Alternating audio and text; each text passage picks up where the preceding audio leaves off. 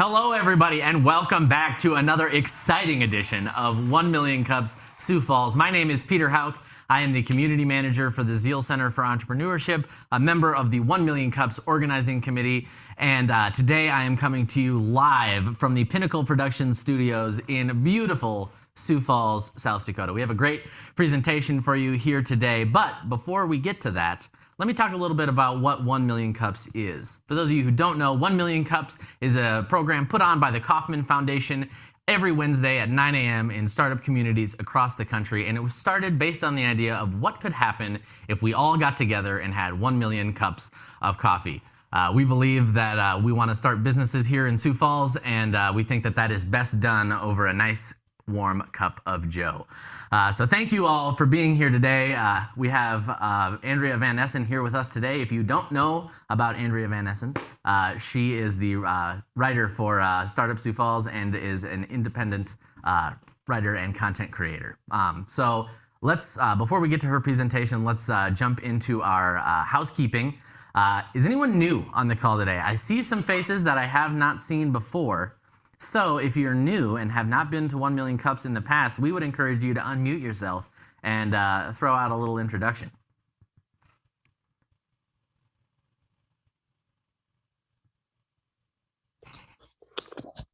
I'm new. I'm Becca, and I am a new employee at MarketBeat. Happy to have you, Becca.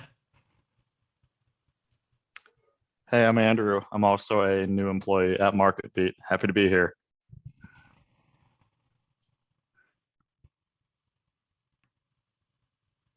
Aaron, have you been to 1 Million Cups before? I see you on my screen. It's been a while, but I'm Erin, and yeah, happy to be here. All right, that's all the people that I see, so I won't call on anybody else because. Peter, we've got one more. Oh, okay. Hi, I'm Liz, and I am also a new member of MarketBeat. Wow, the MarketBeat team is out in full force this morning. We're happy to have you all here. Good morning. I'm Stacy. I'm not on camera yet this morning, but I'm in Brookings and I'm a baker and a writer. So I am new here this morning. Thank you. Awesome. Happy to have you. It's a lot of introductions. We don't normally have a ton of introductions, at least virtually. So thank you all for throwing out some intros. If there's no one else, you can jump in if you want to introduce yourself. But if there's no one else, we'll move on to our calendar of events. So we like to give people the opportunity to plug an event if they have one coming up in the community, something that you think that this group of people might be interested in. If you have something, feel free to unmute yourself and talk a little bit about it. Good morning, Peter. Morning, Maureen. I'm going to let Matt mute quick. Okay. So I happen to have this event coming up together with you as part of Startup Sioux Falls called Virtual Startup Pitch Night. This one is sponsored by Falls Angel Fund. It's taking place on May 6th at 8 p.m. So this is, this might be one of the last virtual events. We haven't officially made that declaration or anything, but I feel like we're getting to that point. We're going to see people in person soon. 1 Million Cups goes in person in May, by the way. Let's mention that a few times today. Anyway, Virtual Startup Pitch Night. So May 6th, 8 p.m.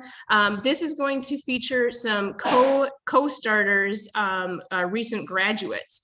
And those folks are Ben Whitley of Booth or Table, Corey Poor, Little Tykes University, Megan Raposa, Sioux Falls Simplified, Dakota Jordan of Dakota Yoga, Sanaa Abaresk of Sanaa's Gourmet, and then Walter Ports and Chris Hintz of Helen's Plan. The winner of this pitch competition will get $1,000 for their venture. Second place is $500, third place is $250. And the top 2 finishers will be eligible for a bigger and better pitch competition later this year. So you can find more information on startupsiouxfalls.com or on the Startup Sioux Falls Facebook page. Check out the events. Go ahead and register on Eventbrite and make sure that you join us on May 6th because you, the participants, are the judges. So if you show up on Zoom, your vote matters on May 6th. So that's my pitch about Pitch Night. Thank you, Maureen. I keep getting questions on when we're going to start hosting in-person events, so I appreciate your official declaration there. Matt, you want to talk about Hey Sioux Falls? I do want to talk about Hey Sioux Falls, but I want to talk about something else first. Oh. It'll be tomorrow. Market Beat is going to be announcing that we are launching a for-profit, nonprofit charity beer with Remedy Brewing Company. It's called Market Brew, and we're going to be donating a bunch of money to a couple local animal shelters. And if you want to see the commercial we made and the website, go to trymarketbrew.com. I'll put that in the chat too. But for Hey Sioux Falls, that is our big annual award show. We are going to be picking the finalists today. Nominations closed last week. And if you want to come see people win their Hey Sioux Falls Awards, that is going to be in May on, I don't know the date. May 20th, I think. May 20th, 5:30 to 9. It'll be at the Orpheum.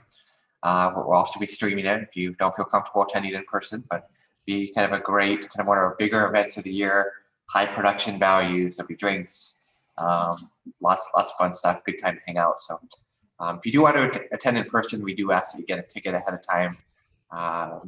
That way we kind of know how many people are going to be there, kind of keep the numbers where they need to be. So thanks. Awesome. Any other events out there in the wild, wild web?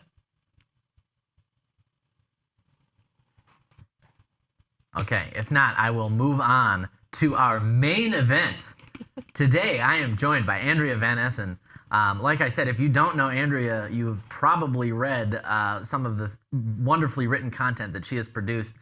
She is our contracted writer for Startup Sioux Falls blogs, and she also writes for a number of other organizations across the Sioux Falls and the surrounding area. She's a wicked wordsmith. And a graduate of our accelerator program, and I am very pleased to be joined by her today. Welcome. Thanks, Peter. Happy to be here. So do you wanna launch right into your presentation? Sure. Yeah. All right. Let's go for it. So I am a freelance writer, and I have been in business since January 2019. So I'm in my third year now, and my focus as a writer is really on feature articles for businesses. So business storytelling is kind of what I like to say. And that can look a few different ways. It can be kind of a one-off project for a company where maybe they need a press release or a feature article for like a quarterly magazine or a newsletter or something like that. Maybe they have like a media partnership with somebody like Jody Schwan and they need the content for that written. So I can kind of do those one-off types of scenarios. But I also have like retainer clients where I write monthly blogs for them, or maybe they have a more regular newsletter that they need content for. And then thirdly, I independently write for publications, so like 605 Magazine or again, Sioux Falls Business.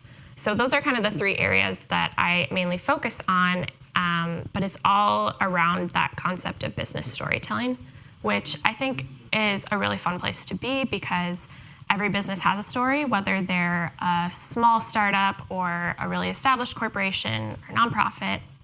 There's always cool people doing cool things in these businesses, and it's really a privilege to be able to hear those stories and put them into words. So I love doing it. But as far as how I got started, back in 2019, I will be the first to admit that I did not have a plan really going into it. And that's kind of a no-no as an entrepreneur, I feel. You're supposed to have a plan, you're supposed to have projections and a proven concept and all these things to get started in business. But I really just sort of went on a bit of a gut feeling and like a desire, to be writing every day for my job and to be my own boss and be independent in that way. But I think that why I wanted to do it has kind of been there probably since I was a little kid. And I'm just maybe sort of realizing it a little bit more clearly now. I loved storytelling as a kid. Like I read nonstop. My mom read to me nonstop. I just appreciated a good story, and that naturally turns into writing at some point. You realize that, you don't necessarily have to always be listening to the stories. Maybe you could tell them yourself. And so, on through high school, college, studied English and journalism, really enjoyed that. That was just my passion. And, but also I was surrounded by entrepreneurship growing up. And again, not something that I really realized necessarily right away, but my mom and my aunt ran their own business writing resumes for people. And so from birth to age 10, if I wasn't in school, I was at the office with my mom, and I was sitting at the conference table with her, or when I was really little, I was sitting under the conference table coloring while she interviewed people about their careers. And that was just something that I was surrounded by. And so, my mom didn't really talk about it like, oh, I'm an entrepreneur, I run a small business, but I was surrounded by it. And so I think that definitely kind of stuck. And my aunt, who was in business with her, likes to tell this story of when I was really little and she was asking me what I wanted to be when I grew up. And she said, oh, you could be, a teacher, you could be a doctor, you could be a firefighter, whatever. And I guess I just got really upset and started crying and was like, I just want to be a resume writer like my mom. And she said, that's fine, you can do that. And that's something that I think has been really valuable just in my entrepreneurship journey, is the support that I've had from family, from community. I've never personally been like a super high power career driven person. I didn't have a specific job title I was chasing after. I didn't have a corporate ladder that I envisioned myself climbing. I just wanted to write. And I always had people in my life that told me that that's, if you can make it work, then that's awesome, you can do it. And so that's really great and valuable. And I don't think that's something that necessarily everybody has, that support. But so all that to say, I got out of college and had a couple different jobs at digital marketing agencies and learned a lot there, about Facebook ads and social media and things that I didn't really care a ton about, but they were valuable to know and have in my back pocket. And then in late 2018, I actually ended up getting laid off, which, is never fun, but I actually kind of came away from it feeling really relieved and feeling like it was kind of my opportunity to, go out on my own and make it work. And so that was really exciting. But like I said, didn't exactly have a plan.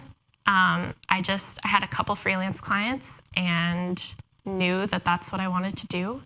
And I was going to do whatever it took to make it work. And part of that was going and getting a part-time job at Queen City Bakery for a while to sort of supplement the income.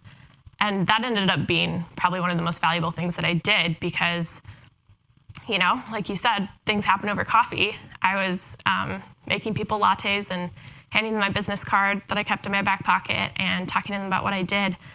And I think that's a real testament to the community we have here in Sioux Falls and how supportive they are of entrepreneurship, that some of my biggest clients and some that are still with me today happened because I was making somebody coffee and they took a chance on me. And that is something that I'm so grateful for, and kind of, that's where I am. That's where I am today. But awesome. I didn't know that your mom and your aunt, you said, were resume writers. Yeah. That's like a cool superhero origin story. Yeah. This is where I came from. That was like the seed. Yeah. But I do think that there's something about entrepreneurship that the closer you are to it, the more attainable it seems. And that's what we're trying to do with things like 1 Million Cups, right? We want people to feel like they can be an entrepreneur, because a lot of people have that same understanding, right? Like they think that you have to have a business plan and projections, and that stuff is good. But a lot of entrepreneurs that I've talked to, they just took the jump and built the plane as they were going. They knew that they had something that they wanted to do, and they went out and did it. So that's really awesome. My question for you is: so you are a solopreneur, and that's an area of entrepreneurship that people don't always talk about, starting something and it just being you. And when you're a solopreneur, you're the accountant, you're the CEO, you're the janitor, you're all the things that that need to happen in your business. So you mentioned that you didn't have a plan when you started, but if you could go back and prepare yourself a little bit, what would be the one thing that you would have given yourself a few weeks, a few months before you went on your own? Yeah. That's a tough question. Because honestly, I don't really necessarily regret like how I started. As a writer, there aren't many, you can get started pretty easily. Like if you have a laptop, you're pretty good. And like I called the sales tax office and figured that out, and called an accountant and figured out how much I should be setting aside for income tax. And, it was pretty simple. But I think, maybe I would have just tried to instill, I don't know how you do this, but like instill a little bit more confidence in myself right up front to put myself out there maybe a little bit more, and maybe would have gotten things going quicker. But I don't know, it was a good process, I think, of getting started, having a few clients, building it up, networking.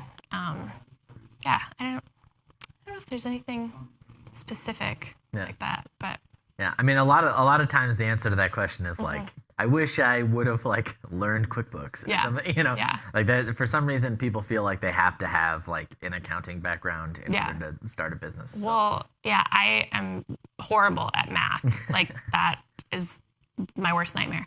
But for some reason, I think when it's your business and it's something that you care about, you figure out a way to get through it. And I actually kind of enjoy the accounting aspects of my business. Like when I started out, I had just like a really intense spreadsheet and I was all over it. And, now I use a little bit more sophisticated system than that. But I think you just kind of figure those things out, hopefully. And So you're telling me that entrepreneurship is achievable. Awesome. That's good to know. There's a question from Sarah Lum, my coworker, in the chat. She says, how did the business storytelling become central to your work? Obviously, there are many directions you could have taken as a writer. Yeah. Well, I have sort of the journalism background where I loved like the feature article type thing where I was sitting down and interviewing people and hearing their stories. And very early on, like the types of places that I would get gigs like that for it would be like your 605 magazine, where it's all feature articles for the most part about a business. And that could be anything from like a local donut shop to, a graphic designer or something. But my first real big client was Startup Sioux Falls. So that took me in that direction in a big way. Because every week I got to go out and interview people at places like the Chamber and the SBA and the, venture capital firms and places like that. So I was very much immediately kind of immersed into that business and entrepreneurship world here in Sioux Falls. And I just kind of fell in love with hearing those stories and telling them. And it naturally, those were the people that I was meeting and continuing to network with. And that's kind of how it happened. Yeah. And I'm still here with you today. Still plugging away. Yeah. So I have the experience of, I was a copywriter at one point in time. Don't let anybody make that out to seem like I am anywhere near what Andrea works on. I worked as a copywriter writing like social media posts for a little bit. But in that experience, I learned about the importance of having quality content on your site, and the benefits of that are kind of multifaceted, and people don't always realize what that can do for their business. Yeah. Do you want to talk a little bit about the significance of having, regularly posted quality content on your site? Yeah. Well, I mean, just having that consistency, I think, is really key to show that your business is credible. But in a different light, this was something we talked about a lot in Co-Starters, was kind of the value that I feel like I'm providing. And for businesses, I think that is attracting clients and attracting team members, and then retaining both of those, the clients and team members. Because if you're sharing your story with the world, that's what's going to set you apart.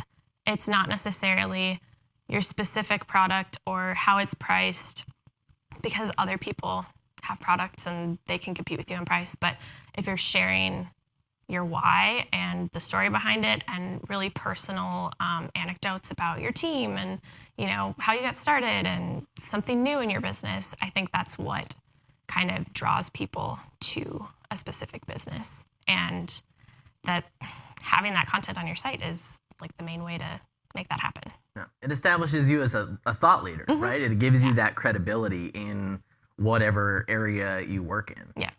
And you know, a lot of people will probably say like, oh, like I have Microsoft Word, like I can write, but like they don't understand the significance of having that stuff be engaging. Yeah. And telling, like the quality of the storytelling, keeping people on the page. Yeah. If you write a blog and you aren't a writer, odds are pretty good someone's going to read the first paragraph or two and duck out, you know. But if Andrea Van Essen writes your blog, people are going to read the whole thing, you know. And that's the difference. And then there's also benefits for like SEO. You know, the more regularly things are being posted on your site, the more Google wants to send people to it. Look at you, your copyright and your background coming in. There's a myriad of other benefits, and Andrea helps with all of them. Matt Paulson has a question. If you could write for any publication in the world, what would it be and why? I'm going to tag on an and why. Oh my gosh. That is a tough question. It's kind of a stumper. You know, it's not necessarily going to sound like super impressive, but it's not like the New York Times or Time Magazine, and I'm not even calling out like a specific publication, so I'm cheating a little bit. But some of my favorite things to read are like really solid like lifestyle websites and blogs. There's one out of the Twin Cities called Wit and Delight that I love, and they just talk about, I love websites and blogs that cover all aspects of life. It's not like just a style blog or just a business blog. I like to be able to read about multiple different things at once. And that's kind of why, even though I've created this niche of business storytelling, I don't like to box myself in that way. Like I want to be able to write about anything and leave that open, because that's what I like to read about. I like to just kind of have that variety. So that's totally a cop-out answer because I don't have a specific one in mind. But yeah, I don't know.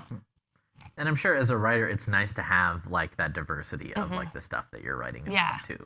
No, that's what I love about what I get to do is, even though it's, you know, more specifically writing for businesses, it's kind of writing for any business. So I get to, you know, talk to, like I said earlier, like a venture capital firm or like Market Beat or something like that. Or again, like I said, a donut shop. There's a ton of variety in that, and you just get to learn about so many different things. And that's, I mean, it's cheesy, but I love learning. I've loved reading since I could read. And that's part of it. I just want to learn all the things. So you mentioned briefly earlier that you went through the Co-Starters Accelerator program. I did. Can you talk a little bit about how that program impacted your business and kind of what you took away from it? Yeah. So, you know, like I said, I didn't start with a plan back in 2019 when I jumped into it. And when Co-Starters came about, that I sort of saw as my opportunity to maybe back into a plan a little bit and kind of create the structure that I didn't have when I started out. And it was really exciting to me to see Co-Starters come up, because I think a lot of times when you see accelerator programs, they're maybe a little bit more like tech or software type company focused. And this was one that seemed really open to any type of business, like even a freelance writer. And you see that in the diversity of our cohort. We have like Nate, who does woodworking, and Corey, who runs his daycare, and we do have software companies like Booth or Table. But that was, so it was just encouraging that like I could be part of that program.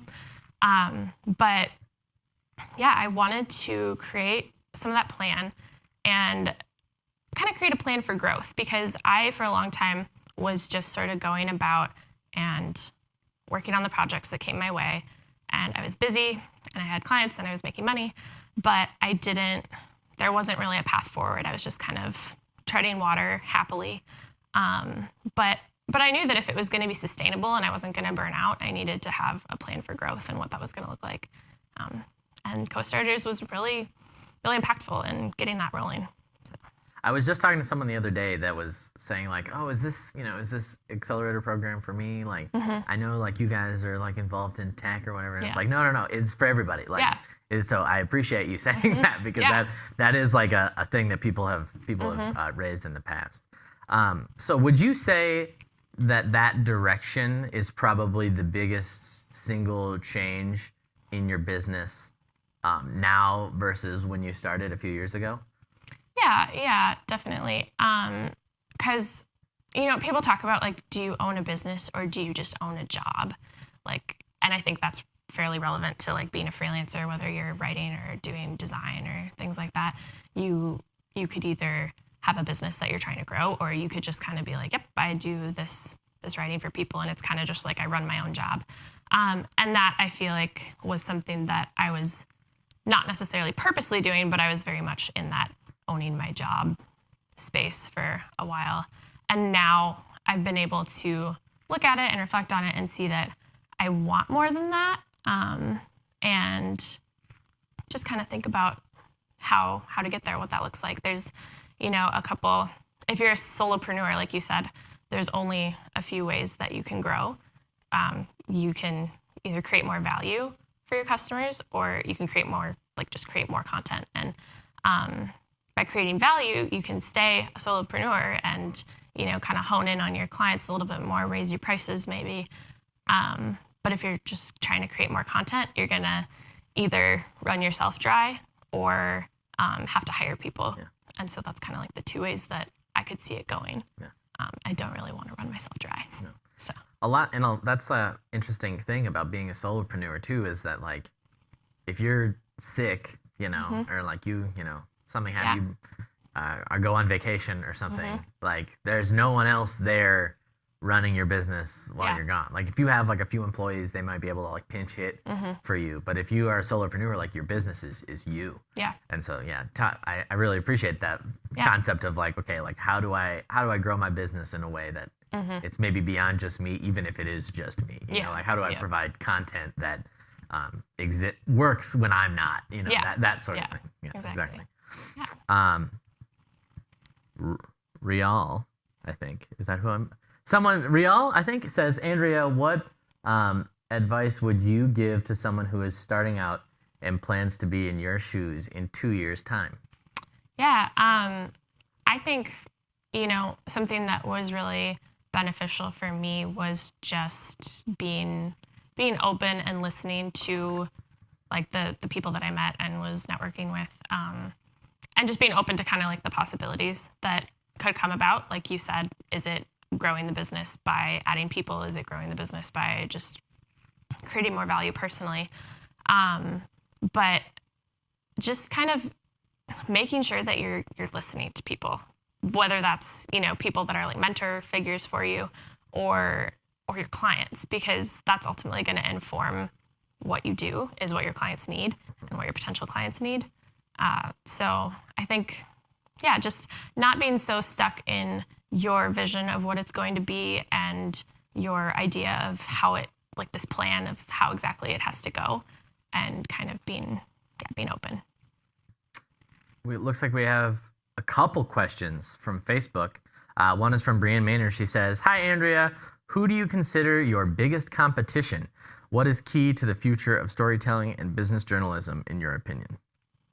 Yeah. I guess I don't really like to necessarily look at it as like somebody out there that's my biggest competition, because I think that there's sort of a limitless amount of stories that can be told, whether that's in Sioux Falls or just in the world in general. But, you could maybe look at it as like media outlets are in some ways competition if they're doing more of those like feature article type things. And I'm sort of out here on my own, like trying to produce this content as a solo person. But I don't know, I think that's, again, kind of a cop-out answer, but I feel like there's always room for more good storytelling. Yeah. Was there a second part of that question or no? Yeah, what is key to the future of storytelling and business journalism, in your opinion? I think people just need to continue to see the value, and we have to keep showing people that value of why they need to be sharing their stories. Because, content marketing is, often something that people will leave as a low priority, or it'll get cut if there has to be budget cuts.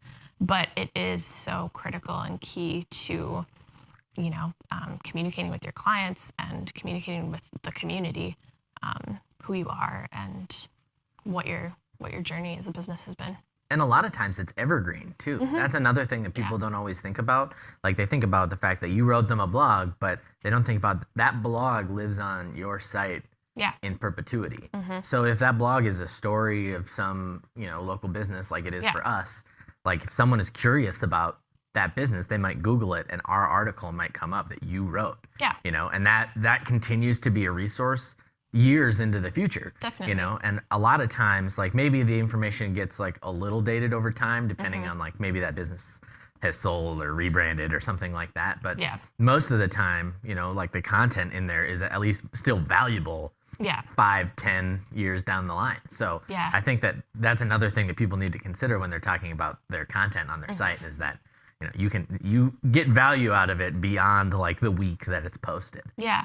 Well, and I think people need to be more open to like being creative about where that content goes, because it's not like I just wrote this story and handed it to you and now what do you do with it? Like there's so many, that's something I sort of probably learned and took away from my time at marketing agencies, was just the different ways that content can be repurposed and all the different places it can be shared, like on social media, and you can pull quotes from it and you can pitch it to local media publications for them to do a story or for them to publish it. And there's, you shouldn't just let it lie. You should be really trying to squeeze like as much value out of the content that you've created as possible. Yeah, and I so use case, like in our example, like sometimes our articles are posted in siouxfalls.business or sometimes they're like we usually send them out in our newsletter as our like feature article every week. It's used as social content. So there's all these different ways that you can reuse that same content and continue to get value from it. And then, if it's about some other organization, you can like have them post it too, and that expands your network. And there's a lot of opportunities for collaboration and stuff like that. Looks like we have another question from Chris Hintz. Says, Andrea was inspiring during the cohort, wishing my fellow grad the best, looking for a talented writer to reach out to Andrea. Okay, that's not a question, but it is a glowing endorsement, much like what we've been talking about here today. So, I guess, Andrea, my next question is, what's your next step? What are you working on? What are you working on right now?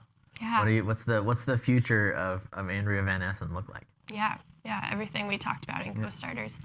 I think for me, like I've talked about how this business storytelling is my niche and kind of what I'm focused on. But I think I see myself growing in the like creating value space, like versus what I said, creating more content.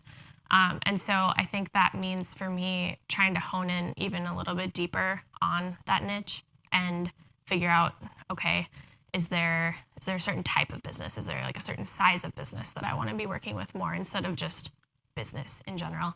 And maybe that's a way to grow the niche a little bit more, refine it. And then how can I continue to find more ways to add value? So it's not just necessarily writing. Like I have clients where this comes up naturally, where we'll hop on the phone and I'm kind of just consulting them about their strategy, their content strategy. And I don't say that I do that, but it's a way that value is added, or like we just talked about, consulting on how to share it out on social media, that kind of thing. But yeah, just sort of looking for ways to always get better and improve sort of how I provide value. So another thing that I think we talked about a little bit in Co-Starters is not everyone is your client, right? Like, and sometimes people might feel like your client, and then you find out that they are taking too much of your time, too much of your resources. They're not good to work with. So do you have any advice for people? I won't make you like talk about like maybe a specific instance or anything like that, but do you have any advice for people who might be in a similar solopreneur situation where maybe they're a graphic designer, maybe they're a writer, maybe they're a web developer or whatever, and they're finding themselves overextended with some people that maybe might not be worth it? Like, do you have advice on how to find the people that are worth it and how to really focus on who your customer should be?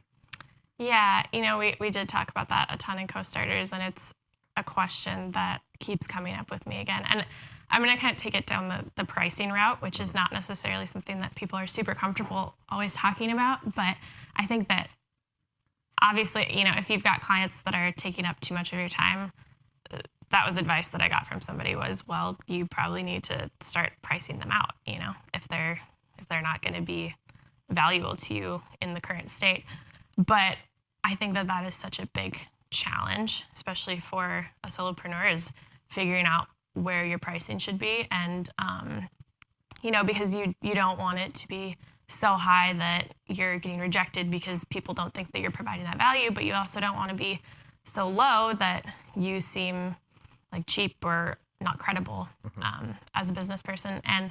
But I think it's a challenge because it feels really personal. And that's kind of something you mentioned earlier. Like, how do you not take it personally when somebody says no? And kind of becoming comfortable with the fact that not everybody is your ideal client.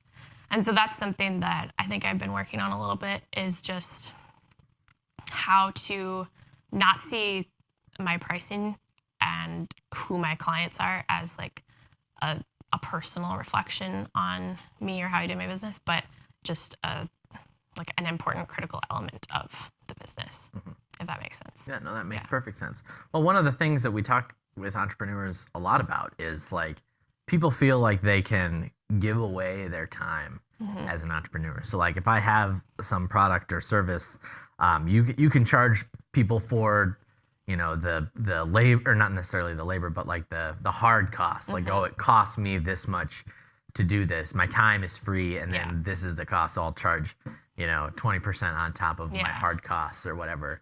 But it's important that you factor in that labor, because your time is worth something. And so, you know, in your situation, if you write an article and you write the same article for one person as you do for the other, and one person, you know, has a bunch of like edits or, you know, doesn't like the way you did that, and then the other person is like, yeah, you're a great writer, like I love it, like let's go, like hit send. You know, this person takes a lot more time and energy versus the person that trusts you and knows that you're a skilled writer. So it's important to like note that your time, you know, that all that back and forth time is still your time. You know, it still takes up energy on your part.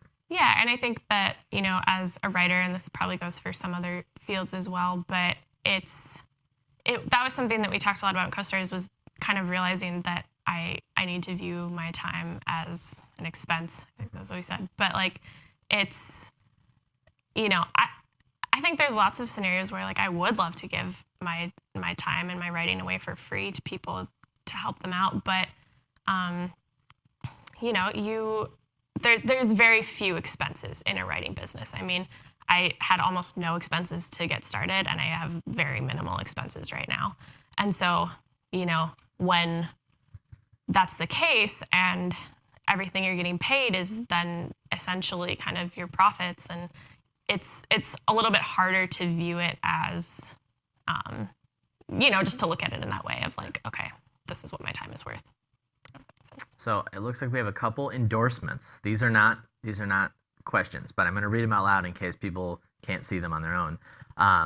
Andrea has done, this is from Matt Paulson. He says, Andrea has done a great job for writing for Startup Sioux Falls and covering what's happening in the startup ecosystem.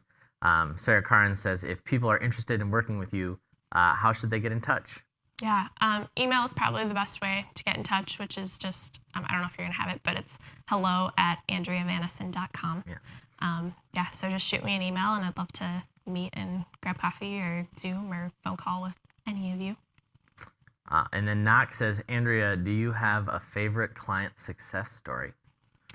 Yeah, there's probably a few, but really recently I actually just had a cool experience with a client who, and it was web copy, so it was a little bit out of the box of what I normally do, but at the same time it's still telling the story of their business, because it was for this photography team. They're a husband and wife photography team, and they needed to revamp the about page and just the rest of their web copy. And their current website, it was just very blah and like no personality whatsoever. You would have kind of glossed over it in an instant and said they're just another photographer. But I got on Zoom with them and was meeting them and talking to them, and I was like, whoa, these are some of the most magnetic and interesting people I've ever talked to in my life. Why does their web copy sound like this? And I was able to like listen to them and take that personality and infuse it into the web copy. And they told me that they just felt such relief when they read it. They were like, finally, someone like saw us. They get it. And that was like super humbling and just an amazing feeling to be able to like bring somebody's story into words like that when clearly they weren't really able to themselves. It wasn't like a skill that they had, and they hadn't had success with other people in doing that. And I don't know, that's just really special. But that's the value, right? Yeah. Like you're trying to articulate like what is the value of hiring you to do your writing for you. Like I said, like most people have a word processor, they can write copy, Yeah. but not everyone can translate the human side of a story into words on a web page. So that's that is not to be understated, that like that translating part is huge, and that's a huge value add that you bring that other people might not. Yeah, and well, like not to like beat this into oblivion, we'd said earlier, like I think that listening is really critical, and I've always been a listener. Like I don't like talking. Like this is not my thing, talking to people, but I love to listen. Like that's always been my thing, and I think that works really well for telling people stories, because I can prod them and ask like a few questions here and there to get their story out of them, and then I just get to listen and write it down and put it into words and bring it to life. So we've had some people give you some glowing endorsements in the comments. We've had someone ask how they can get in touch with you. I want to give you the opportunity, look at the camera and tell us who is your ideal customer. Who out there might be listening that they should definitely think about working with you on their content? Yeah, so I think that the clients that I've enjoyed the most and that I feel like I do the best work for are companies that really value their company culture, and they really care about their employees. They do cool things outside of just, providing the service that they provide. They have cool company programs and that kind of thing, and they want to share those stories. So I think that that's kind of general, but it's really critical that the people care about the storytelling. Like, I don't want to work with somebody who just says, yeah, I was told I need some blogs on my site. Like, can you do that? Like, I want people that are excited to come to me and have me tell their stories. They're like, we have awesome things going on in our company, and we just don't have the time, or we don't have the capability to tell the world about them, but the world needs to know. And specifically, I really love working for or writing for magazines. So if you're a company that has like a quarterly magazine or something, I would really enjoy that as an aside. But Joe Dorr says, Andrea is definitely a rock star, and she was a joy to have in our cohort. I'm still waiting. I need you.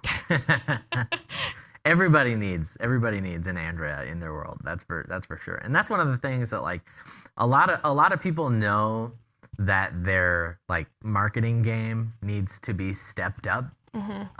And like maybe there's a lot of people out there who are like, throwing spaghetti at a wall and like hoping that something sticks. But that's the value that you provide, again, is just like you already know what sticks. Yeah. You know what I mean? You save people so much time and energy, because that, like I said, let's say someone could throw that copy up on their own. Yeah. But like they don't know what they're doing, and they're trying to juggle that in addition to a bunch of other stuff. Yeah. So, but then you can come in and focus on that and provide them with that content. No, I think the time element is really critical, because so often what people tell me when I like deliver a story to them is, like I said earlier, it's like relief. That they didn't have to put that time in, but they got that awesome story out there. So I like being able to help people in that way. I'm always stoked when like a new article hits our blog. Like I cannot. It's so great that stuff gets churned out. We just send you somewhere and you figure it out, and it's great. I love it. Sarah Lum says, Andrea, as a listener and someone who doesn't love to do all the talking, how do you approach sales? Or have you never had to worry about sales and promotion? Your work speaks for itself. I have not done much marketing. A lot of it has been networking and referrals. And, like I said earlier with Startup Sioux Falls, it was, I'm going to interview somebody at the chamber and, hopefully make a good impression. And then maybe they mention me to somebody else. So that's a really handy way to grow your business. But I guess I'm maybe going to back up on myself and say that it's not that I hate talking to people. I really like people. I love hearing their stories.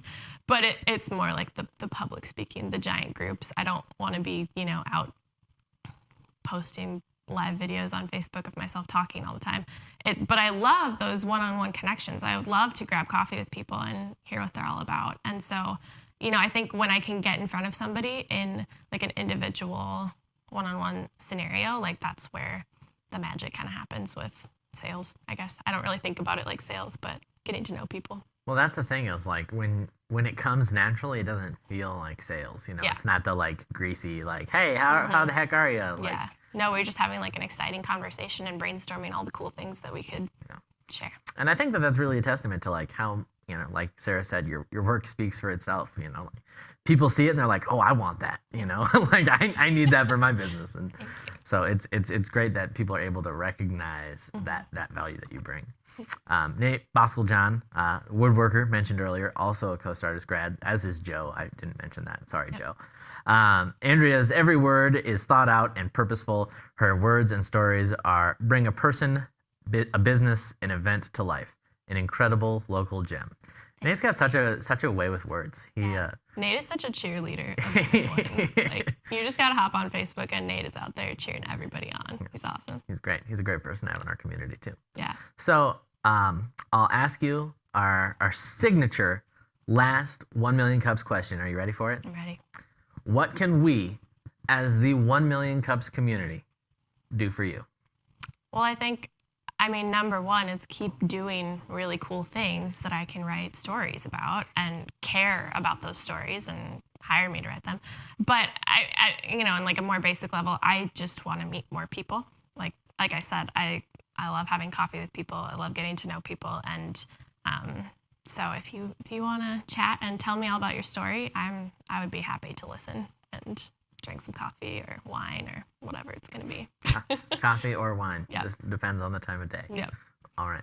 Thank you very much for joining us. Like she said, hello at AndreaVanEssen.com if you want to work with her. I think that's probably been dropped in the chat. If not, it will be. There you go. So you can reach out to Andrea if you are in need of stepping your content game up. Thank you for joining us today.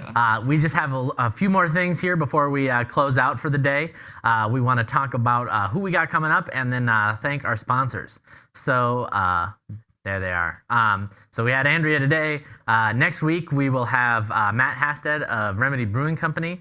And I think Matt Paulson will be talking with him, too, about the Market Brew announcement that he made earlier in the call today. And then we have Tyler Brockle of Trigger Interactive. And then Jody Schwan talking about Pigeon 605. And another Co-Starters alum, Megan Raposa of Sioux Falls Simplified. So we got a great lineup. Andrea noted earlier that it's a writer-heavy lineup. So yeah, it's the people who are telling the stories of Sioux Falls are all coming up here in rapid succession. We want to thank our 1 Million Cup sponsors, First National Bank in Sioux Falls, the Zeal Center for Entrepreneurship, which is where I work, Market Beat, and Pinnacle Productions, who has added all of the sizzle to these virtual broadcasts. Thank you very much. Maureen is going to get mad at me if I don't say one last time, we are going back to in-person presentations in May.